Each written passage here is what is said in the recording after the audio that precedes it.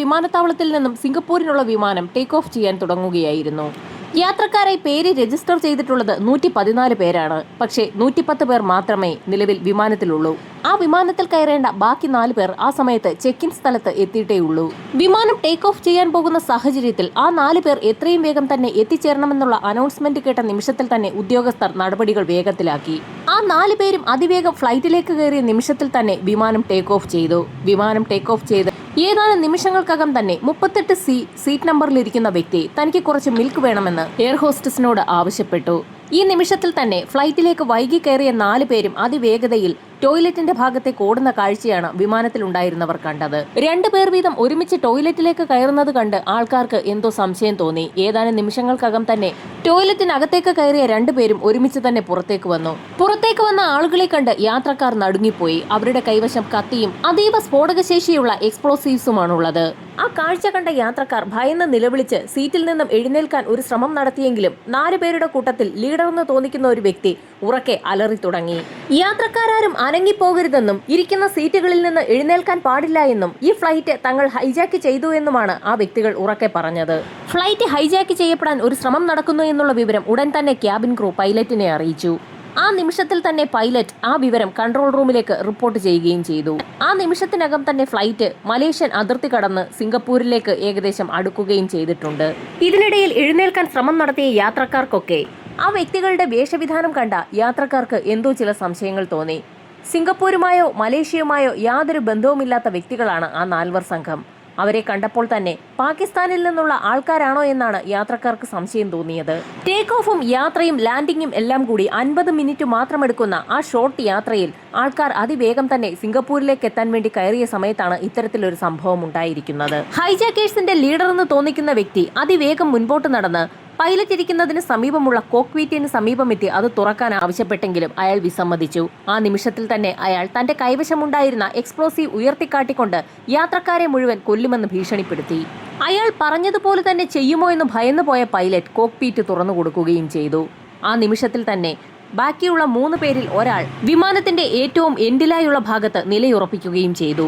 പൈലറ്റും സഹപൈലറ്റും ഒഴികെയുള്ള ക്രൂ മെമ്പേഴ്സിനെയെല്ലാം ഹൈജാക്കേഴ്സിലുള്ള ബാക്കിയുള്ള ആളുകൾ വിമാനത്തിന്റെ പുറകുഭാഗത്തേക്ക് മാറ്റി. എക്സിക്യൂട്ടീവ് ക്ലാസ്സിൽ നിന്നും ആളുകളെ എക്കണോമിക് ക്ലാസ്സിലേക്ക് മാറ്റിയിരിക്കുകയാണ്. ഇപ്പോൾ മുഴുവൻ ആളുകളും എക്കണോമിക് ക്ലാസ്സിലാണുള്ളത്. യാത്രക്കാരെയെല്ലാം സസൂക്ഷ്മം നിരീക്ഷിച്ചുകൊണ്ട് ഹൈജാക്കേഴ്സ് നിൽക്കുന്ന സമയത്തായിരുന്നു കോക്ക്പീറ്റിനുള്ളിലേക്ക് കടന്ന ലീഡർ തന്റെ ആവശ്യം പൈലറ്റിനെ അറിയിച്ചത്. വിമാനം സിംഗപ്പൂരിലേക്ക് പറക്കണ്ട എന്നും സിഡ്നിക്ക് സമീപം എയർപോർട്ടിൽ ഇറക്കണമെന്നുമായിരുന്നു അയാളുടെ ആവശ്യം. എന്നാൽ അതൊരു കാരണവശാലും നടക്കുകയില്ല എന്നും വിമാനത്തിൽ വളരെ കുറച്ച് ഇന്ധനം മാത്രമേ ഉള്ളൂ എന്നും പൈലറ്റ് ആ ലീഡറിനെ അറിയിച്ചു.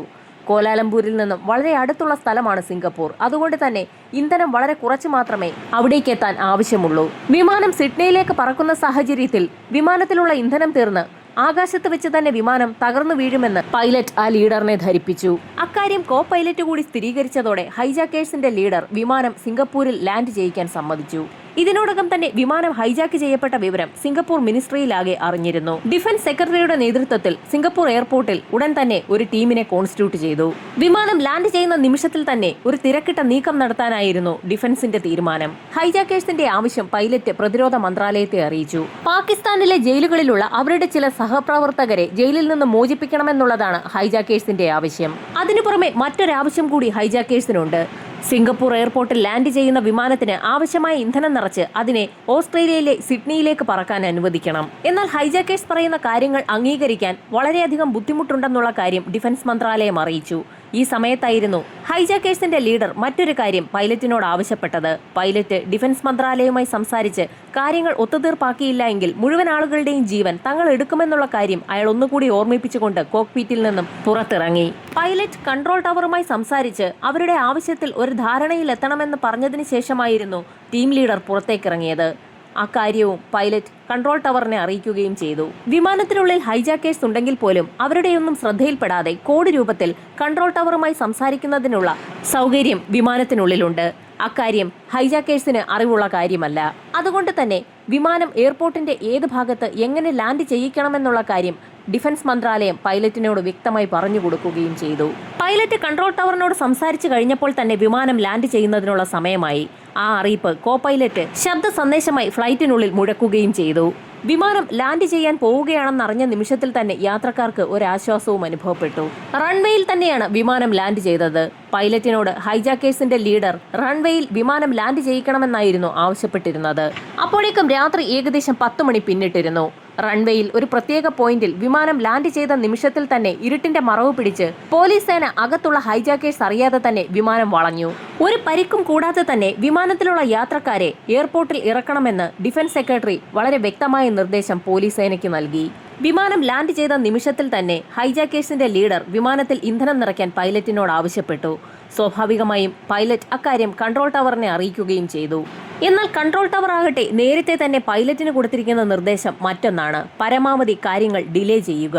കൺട്രോൾ ടവർ പൈലറ്റിനോട് കാര്യങ്ങൾ പരമാവധി ഡിലേ ചെയ്യിക്കാൻ പറഞ്ഞതിന് മറ്റൊരു കാരണമുണ്ട്. അവർക്ക് അകത്തുള്ള ഹൈജാക്കേഴ്സിന്റെ സ്വഭാവം സൂക്ഷ്മമായി പഠിക്കുന്നതിന് വേണ്ടിയാണ് കാര്യങ്ങൾ ഡിലേ ചെയ്യുന്നതിനുള്ള നിർദ്ദേശം പൈലറ്റിന് നൽകിയിട്ടുള്ളത്.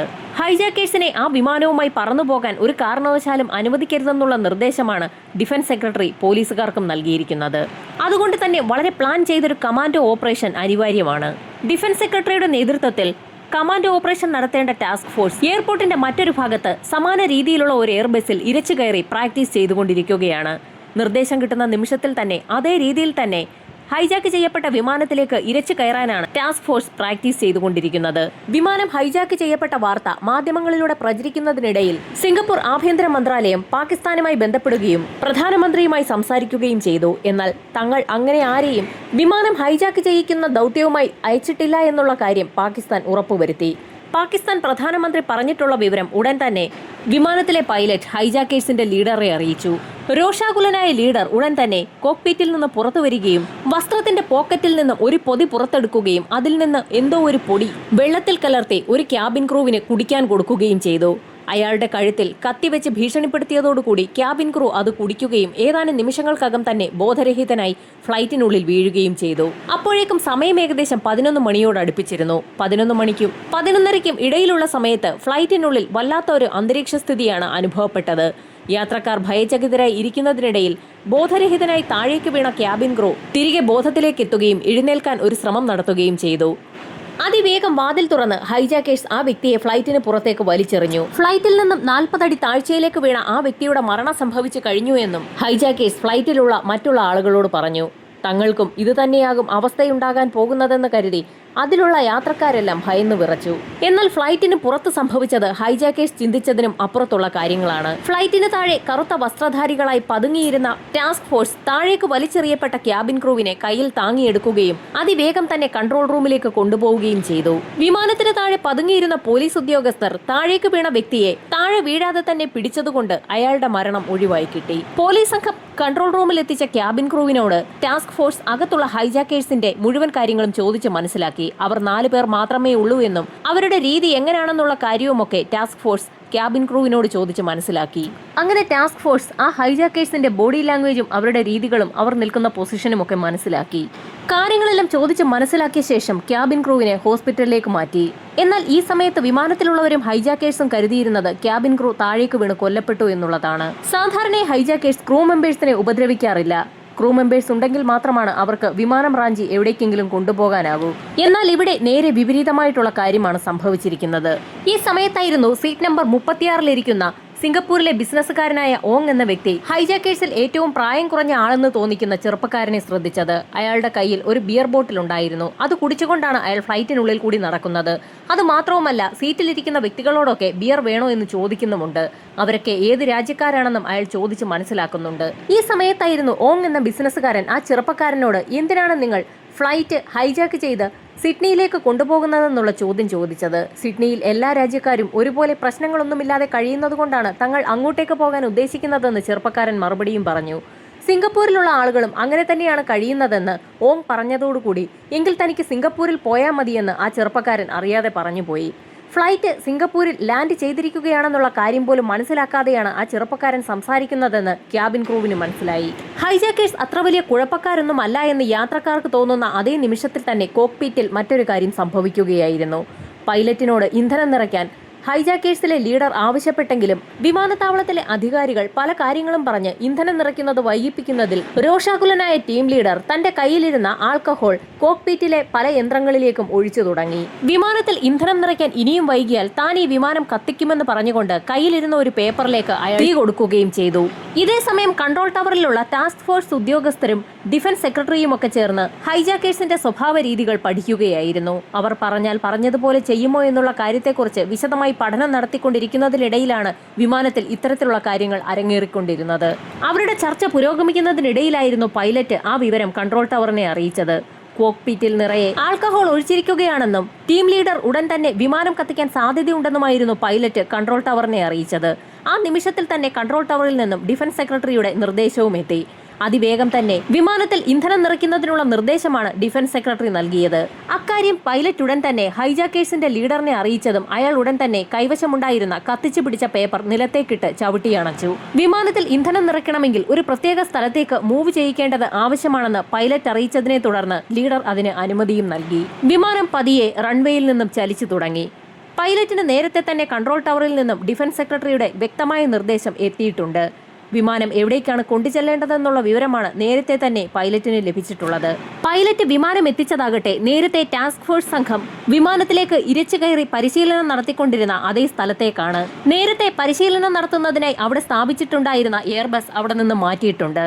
അതേ എയർബസ് കിടന്നിരുന്ന അതേ പൊസിഷനിൽ തന്നെയാണ് ഇപ്പോൾ ഹൈജാക്കേഴ്സ് ഉള്ള വിമാനവും ലാൻഡ് ചെയ്യിച്ചിരിക്കുന്നത്. വിമാനം നിർത്തിയിട്ട നിമിഷത്തിൽ തന്നെ വിമാനത്തിൽ ഇന്ധനം നിറയ്ക്കുന്നതിനുള്ള ആളുകൾ എത്തുകയും വിമാനത്തിൽ ഇന്ധനം നിറച്ചു തുടങ്ങുകയും ചെയ്തു. ചുറ്റും നല്ല ഇരുട്ടാണ്. ഈ സമയത്താണ് സിംഗപ്പൂർ ആർമിയുടെ കറുത്ത വസ്ത്രം ധരിച്ച 20 അംഗ കമാൻഡോസ് ടീം വിമാനത്തിന് അടുത്തെത്തിയത്. ഈ വിവരം അകത്തുണ്ടായിരുന്ന ഹൈജാക്കേഴ്സ് അറിഞ്ഞിട്ടുമില്ല. രാവിലെ ഏകദേശം 3 മണിയോടടുപ്പിച്ചപ്പോൾ തന്നെ ആദ്യത്തെ ടാങ്കിൽ നിന്നുള്ള ഇന്ധനം വിമാനത്തിൽ നിറച്ചു. ആ സമയത്ത് ഹൈജാക്കേഴ്സിന്റെ ലീഡർ നമുക്ക് പുറപ്പെടാമെന്ന് പൈലറ്റിനോട് ആവശ്യപ്പെട്ടെങ്കിലും ഒരു ലോഡ് മാത്രമേ കയറിയിട്ടുള്ളെന്നും ഇനിയും ഇന്ധനം നിറയ്ക്കേണ്ടതുണ്ടെന്നും അടുത്ത ടാങ്കർ ഇപ്പോൾ വരുമെന്നും പൈലറ്റ് ലീഡറിനെ അറിയിച്ചു. ദേഷ്യം വന്ന ലീഡർ കോക്ക്പീറ്റിൽ നിന്ന് പുറത്തേക്കിറങ്ങുകയും പുറത്തുണ്ടായിരുന്ന ഒരു ക്യാബിൻ ക്രൂവിനെ വലിച്ചിഴച്ച് വിമാനത്തിന്റെ വാതിൽ ലക്ഷ്യം വെച്ച് നടന്നു നീങ്ങുകയും ചെയ്തു. യാത്രക്കാർക്കൊക്കെ കാണാൻ കഴിയാത്തത്ര ദൂരത്താണ് വാതിൽ സ്ഥിതി ചെയ്യുന്നത്. വാതിൽ തുറന്ന ലീഡർ ആ ക്രൂവിനെ പുറത്തേക്ക് തള്ളി. ഇക്കാര്യം പ്രതീക്ഷിച്ച് വിമാനത്തിന് താഴെ നിലയുറപ്പിച്ചിരുന്ന കമാൻഡോസ് താഴേക്ക് വീണ ആ വ്യക്തി അയാൾ താഴേക്ക് പതിക്കുന്നതിന് മുൻപ് തന്നെ കൈയോടെ എടുത്തു പൊക്കുകയും ചെയ്തു. ക്യാബിൻ ക്രൂവിനെ താഴേക്ക് വലിച്ചെറിഞ്ഞ ശേഷം ടീം ലീഡർ തിരികെ വിമാനത്തിലേക്ക് കയറുകയും ആ വ്യക്തിയെ താൻ കൊലപ്പെടുത്തിയെന്ന് അതിനുള്ളിലുള്ള യാത്രക്കാരോടും പൈലറ്റിനോടും പറയുകയും ചെയ്തു. 2 ജീവനക്കാരെ ഹൈജാക്കേഴ്സ് കൊലപ്പെടുത്തിയല്ലോ എന്നോർത്ത് അകത്തുള്ള ആളുകൾ ഭയന്നിരിക്കുകയാണ്. മൂന്നാമൻ ആരായിരിക്കുമെന്നുള്ളതായിരുന്നു അവരുടെ സംശയം. എന്നാൽ താഴേക്ക് വീണ ക്രൂവിനെ കമാൻഡോസ് കൺട്രോൾ ടവറിൽ എത്തിക്കുകയും അയാളിൽ നിന്നും ഹൈജാക്കേഴ്സിനെ കുറിച്ചുള്ള കൂടുതൽ വിവരങ്ങൾ ചോദിച്ച് മനസ്സിലാക്കുകയും ചെയ്തു. അവരുടെ കൈവശമുണ്ടായിരുന്ന ആയുധങ്ങളും അവരുടെ കമാൻഡിംഗ് രീതിയുമെല്ലാം ക്യാബിൻ ക്രൂ കൺട്രോൾ ടവറിൽ അറിയിക്കുകയും ചെയ്തു. 4 മണിയായിട്ടും വാഹനത്തിൽ ഇന്ധനം നിറയ്ക്കുന്നതിനായി അടുത്ത ടാങ്കർ വരാത്തതിൽ ദേഷ്യം പൂണ്ട ലീഡർ കൂട്ടത്തിലുണ്ടായിരുന്ന മറ്റൊരു ക്യാബിൻ ക്രൂവിനെ കൂടി വിമാനത്തിൽ നിന്നും പുറത്തേക്ക് തള്ളുന്നതിനായി വാതിൽക്കൽ വരെ കൊണ്ടുവന്നു. അയാളുടെ തല ഏകദേശം പുറത്തേക്കിട്ടെങ്കിലും ഏതാനും നിമിഷങ്ങൾക്കകം തന്നെ അയാളെ തിരികെ വിമാനത്തിനകത്തേക്ക് തന്നെ വലിച്ചിഴച്ചിടുകയാണ് ചെയ്തത്. പൈലറ്റ് ഉടൻ തന്നെ ആ വിവരം കൺട്രോൾ ടവറിൽ അറിയിക്കുകയും തൊട്ടടുത്ത നിമിഷത്തിൽ തന്നെ അടുത്ത ടാങ്കർ വിമാനത്തിൽ ഇന്ധനം നിറയ്ക്കുന്നതിന് എത്തുകയും ചെയ്തു. 1 മണിക്കൂറിനോടകം തന്നെ ഇന്ധനം നിറച്ച് ടാങ്കറുകൾ മടങ്ങിപ്പോകുന്നത് ലീഡർമാർ കാണുകയും ചെയ്തു.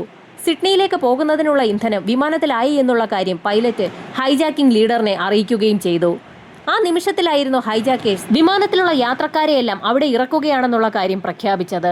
വിമാനത്തിലുള്ള മുഴുവൻ ആളുകൾക്കും അതൊരാശ്വാസ വാർത്ത തന്നെയായിരുന്നു. എന്നാൽ ക്യാബിൻ ക്രൂകളുടെ സന്തോഷം അധികം നീണ്ടു നിന്നില്ല. വിമാനം സിഡ്നിയിലേക്ക് പറക്കുമ്പോൾ അവരെ അനുഗമിക്കുന്നതിനായി ക്യാബിൻ ക്രൂവും ആ വാഹനത്തിൽ ഉണ്ടായിരിക്കണമെന്ന് ഹൈജാക്കേഴ്സ് പ്രഖ്യാപിച്ചതോടുകൂടി ജീവനക്കാർ ആകെ ഭയചകിതരായി. യാത്രക്കാരാരുമില്ലാതെ ആകാശത്തേക്ക് പറന്നുയരുന്ന വിമാനം ഒരുപക്ഷെ വെടിവെച്ചിടാൻ സിംഗപ്പൂർ സർക്കാർ ഉത്തരവ് നൽകിയേക്കും. അങ്ങനെയെങ്കിൽ അതിലുള്ള ക്യാബിൻ ക്രൂവിന്റെ കാര്യത്തിൽ ഒരു തീരുമാനമാകും. ഭയന്നുപോയ ക്യാബിൻ ക്രൂ തന്റെ മരണശേഷം തന്റെ ഭാര്യയും അമ്മയും എന്തൊക്കെ കാര്യങ്ങൾ ചെയ്യണമെന്നുള്ള കാര്യം അതിവേഗം തന്നെ ഒരു പേപ്പറിൽ എഴുതി ആ പേപ്പർ വാഹനത്തിനുള്ളിലുണ്ടായിരുന്ന ഒരു യാത്രക്കാരിയുടെ കയ്യിൽ കൊടുത്തു. എന്ത് പറയണമെന്നറിയാതെ ആ യാത്രക്കാരി നിശ്ചലയായി നിൽക്കുക മാത്രമാണ് ചെയ്തത്. യാത്രക്കാരെ ഒരു പരിക്കും കൂടാതെ മോചിപ്പിക്കുകയാണെങ്കിൽ ഹൈജാക്കേഴ്സിന്റെ ആവശ്യം അംഗീകരിക്കാമെന്ന് കൺട്രോൾ ടവറിൽ നിന്ന് നിർദ്ദേശം എത്തിയെങ്കിൽ പോലും തങ്ങൾ ചതിക്കപ്പെടുകയാണോ എന്നുള്ള സംശയം ഹൈജാക്കേഴ്സിന് തോന്നി. ആ നിമിഷത്തിൽ തന്നെ ലീഡർ പൈലറ്റിനോട് ഒരു കാര്യം പറഞ്ഞു. ഏതാനും നിമിഷങ്ങൾക്കകം തന്നെ ഫ്ലൈറ്റ് ടേക്ക് ഓഫ് ചെയ്തില്ല എങ്കിൽ ഓരോ 10 നിമിഷത്തിലും ഓരോ വ്യക്തിയെ വീതം താൻ കൊല്ലുമെന്നായിരുന്നു ലീഡർ പൈലറ്റിനെ അറിയിച്ചത്. ഹൈജാക്കിംഗ് ലീഡറിന്റെ തീരുമാനം പൈലറ്റ് ഉടൻ തന്നെ കൺട്രോൾ ടവറിൽ ഡിഫൻസ് സെക്രട്ടറിയെ അറിയിച്ചു. അത് മാത്രവുമല്ല, ഡിഫൻസ് സെക്രട്ടറി മറ്റൊരു കാര്യം കൂടി അറിഞ്ഞു. വിമാനത്തിനുള്ളിലുള്ള ഹൈജാക്കിംഗ് ലീഡർ ഒരു കൗണ്ട് ഡൗൺ തുടങ്ങിയിരിക്കുകയാണ്. 5 മിനിറ്റിനകം എന്തെങ്കിലും ചെയ്തില്ല എങ്കിൽ വലിയ ദുരന്തം തന്നെ ഉണ്ടാകുമെന്ന് ടാസ്ക് ഫോഴ്സിന് ഉറപ്പായി. ഇനി വെയിറ്റ് ചെയ്തിട്ട് കാര്യമില്ല എന്ന് മനസ്സിലാക്കിയ ഡിഫൻസ് സെക്രട്ടറി ഉടൻ തന്നെ കമാൻഡോസിന് നിർദ്ദേശം നൽകി. ഫ്ലൈറ്റിനുള്ളിലേക്ക് ഇടിച്ചു കയറുന്നതിനുള്ള നിർദ്ദേശമാണ് കമാൻഡോസിന് ലഭിച്ചത്.